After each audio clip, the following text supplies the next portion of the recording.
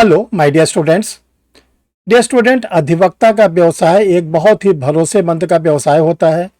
उसका क्लाइंट उसके ऊपर बहुत ज़्यादा भरोसा करता है। यहाँ तक कि अधिवक्ता अगर एक सादे कागज पर भी अपने क्लाइंट से कहता है आप सिग्नेचर कर दो, तो क्लाइंट बिना सोचे समझे उस पर सिग्नेचर कर देता है। लेकिन कुछ ऐसी बातें होती हैं जो एक अधिवक्ता के लाइसेंस को निलंबित करा सकती है या निरस्त करा सकती है। वे कौन सी बातें होती हैं जो किसी अधिवक्ता को उसके लाइसेंस तक को निरस्त या निलंबित करा सकती है, उसी को लेकर आज आप लोग के सामने एक वीडियो दिया जा रहा है। और उस वीडियो में उन 6 गलतियों को बताया जा रहा है। जो 6 गलतियां ऐसी होती हैं, अगर उसको कोई एडवोकेट करता है तो ऐसी स्थिति में जो एडवोकेट होता है उसका जो लाइसेंस होता है जो स्टेट बार काउंसिल की ओर से दिया जाता है, या तो वो निलंबित हो सकता है जिसको सस्पेंड कहते हैं, या निरस्त हो सकता है, या उसके लाइसेंस को परमानेंट ख़त्म किया जा सकता है। तो चलिए आज हम लोग जानते हैं, समझते हैं, सीखते हैं कि वो कौन कौन सी स्थितियां होती हैं जो किसी एडवोकेट के लाइसेंस को यहाँ तक कि निरस्त करा सकता है या निलंबित करा सकता है। Dear student, I am Harsh Bairi Srivastava, law experts, परीक्षा refresher, online law classes from Allahabad. देखिए, ये सब वीडियो इसलिए आप लोग को दिया जाता है क्योंकि आप लोग विधि के क्षेत्र से जुड़े हुए, लॉ के क्षेत्र से जुड़े हैं। आप लोग में से बहुत से ऐसे लोग हैं जो अच्छे एडवोकेट हैं, बहुत से ऐसे लोग हैं जिन्होंने अभी एडवोकेट के रूप में ज्वाइन किया है, या ऐसे लोग हैं जो भविष्य में आप लोग एडवोकेसी में आना चाहते हैं। तो हम चाहते हैं कि वो सब चीज़ें आप लोग को पता चल जाए कि ऐसी गलतियां आपके द्वारा न की जाए, ताकि आपके साथ ये मुसीबत न खड़ी हो। इसी को बनाने का पीछे एक उद्देश्य होता है और साथ साथ आपको जागरूक करना होता है। आप लोग को ये वीडियो कैसा लगता है, आप लोग वीडियो के कमेंट बॉक्स में अपना ज़रूर आंसर दिया करिए, कमेंट ज़रूर लिखा करिए डियर स्टूडेंट। तो चलिए हम लोग आगे बढ़ते हैं। जिन लोगों ने अभी तक परीक्षा रिफ्रेशर के यूट्यूब चैनल को नहीं सब्सक्राइब किया, सब्सक्राइब कर लें।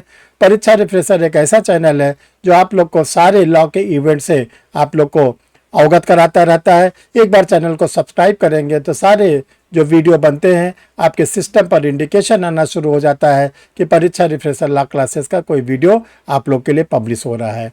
तो चलिए हम लोग आज उन 6 कंडीशन को जानने की कोशिश करते हैं, समझते हैं कि एक अधिवक्ता का लाइसेंस कब कब निरस्त हो सकता है या निलंबित हो सकता है। तो dear student, condition number first है प्रोफेशनल मिसकंडक्ट, पेशे के प्रति कदाचार।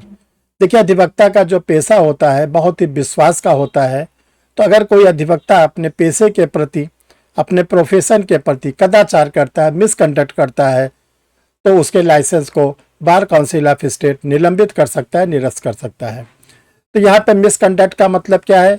क्लाइंट से झूठ बोलना, अपने जो क्लाइंट है उससे झूठ बोलना, क्लाइंट के पैसे का गमन करना। यानी क्लाइंट से कोई पैसा लिया गया है कोर्ट की फीस के नाम पर किसी भी रूप में, और अधिवक्ता ने उसको अपने व्यक्तिगत खर्च के रूप में कर लिया है। तो ये ध्यान रखिएगा, अधिवक्ता को जब कोई क्लाइंट अपना केस देता है तो फीस ऑलरेडी प्रोवाइड करता है। तो इसलिए अगर कोई अधिवक्ता इसके अतिरिक्त दिए गए पैसे को अपने लिए यूज करता है तो उसको गमन कहते हैं। तीसरा है डियर स्टूडेंट, क्लाइंट को गलत जानकारी देना। देखिए, अधिवक्ता का कर्तव्य होता है क्लाइंट को केस की सभी सही जानकारी देना। तो अगर तीसरा गलत जानकारी देता है तो ऐसे कंडीशन में भी उसको प्रोफेशनल मिसकंडक्ट माना जाएगा। तो ये पहला वाला आप लोग को समझ में आ गया होगा। कमेंट बॉक्स में आप लोग कमेंट जरूर लिख दीजिएगा। दूसरा dear student, condition number 2, contempt of court, न्यायालय की अवमानना। देखिए, जो अधिवक्ता होते हैं उनको कोर्ट का ऑफिसर माना जाता है, वो न्यायालय के अधिकारी होते हैं। उनके द्वारा पेश किए गए केस ला पर न्यायालय विश्वास करता है। न्यायालय उनसे विश्वास करता है कि वो अच्छा व्यवहार कोर्ट में रखेंगे। लेकिन अगर अधिवक्ता का व्यवहार इसके विपरीत हो जाता है, यानी वो न्यायाधीशों के साथ दुर्व्यवहार करता है, न्यायालय में अपमानजनक भाषा का प्रयोग करता है, या न्यायिक प्रक्रिया में बाधा डालने की कोशिश करता है या बाधा डालता है, तो ऐसे कंडीशन में इसको बोला जाता है कंटेम्प्ट ऑफ कोर्ट। और जब कभी कोई एडवोकेट कंटेम्प्ट ऑफ कोर्ट की प्रोसीडिंग में लाए जाते हैं तो ध्यान रखिएगा, या तो कोर्ट कोई निर्णय ले लेता है या बार काउंसिल को बता देता है कि मेरे कोर्ट में ऐसे अधिवक्ता ने कंटेम्प्ट ऑफ कोर्ट किया है। तो जो स्टेट बार काउंसिल होता है ऐसे अधिवक्ताओं के विरुद्ध निलंबन का या सस्पेंशन का कार्यवाही स्टार्ट करता है। Condition number 3, conflict of interest, हितों का टकराव। अगर कोई अधिवक्ता ऐसा एक ही मामले में दोनों पक्षों का प्रतिनिधित्व करता है या कोई अनैतिक तरीके से लाभ कमाता है, जैसे फॉर एग्जाम्पल कोई अधिवक्ता है, वो किसी क्लाइंट की ओर से प्लेंट फाइल करता है जिसको हम लोग वाद पत्र कहते हैं, और बाद में वो विपक्षी की ओर से वो WS फाइल करता है, रिटर्न स्टेटमेंट। तो इसी को बोलते हैं हितों का टकराव। एक अधिवक्ता एक ही पक्षकार के पक्ष को तो न्यायालय में रख सकता है, उसकी पैरवी कर सकता है।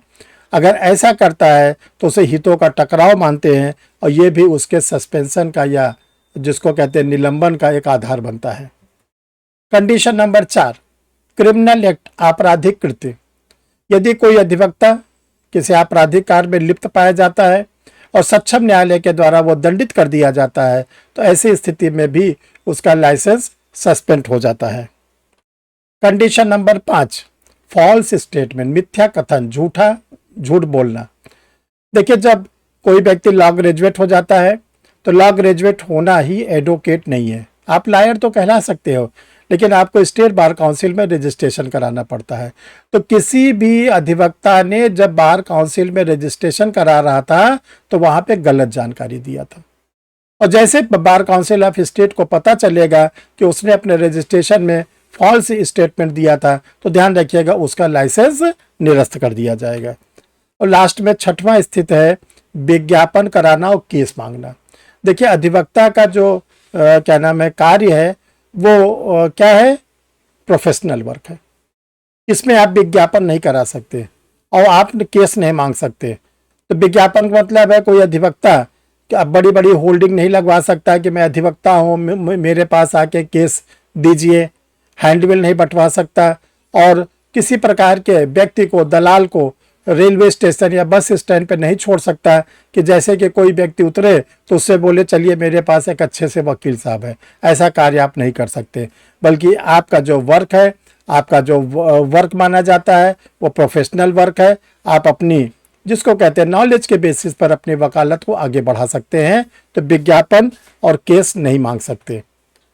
ये स्टूडेंट आप लोग को बताना चाहते हैं कि परीक्षा रिफ्रेशर ऑनलाइन लॉ क्लासेस जो आप लोग के लिए पिछले 35 वर्षों से चल रही है, इसमें आप लोग के लिए APO, जुडिशरी और हायर जुडिशियल के लिए के बैचेज स्टार्ट हो रहे हैं, और ख़ासकर जो बिहार का APO और बिहार की जुडिशरी है उसके लिए भी बैच आप लोग के लिए स्टार्ट हो रहे हैं। जो लोग क्लास लेना चाहते हैं उनको 2 व्हाट्सअप नंबर आपके स्क्रीन पर शो कर रहा है, 9005078691, 9335144265। इनमें से किसी भी नंबर पर आप अपना आधार कार्ड भेज देंगे और ये लिख देंगे कि मुझे ऑनलाइन क्लास लेनी है। आगे के प्रोसीडिंग आप लोग को बता दी जाएगी, उसको आप फॉलो करेंगे तो आप जो है बैच में ले लिए जाएंगे। Thank you dear student. फिर हम लोग किसी नए वीडियो के साथ, नए टॉपिक के साथ, नए उसमें मिलते हैं। Thank you dear.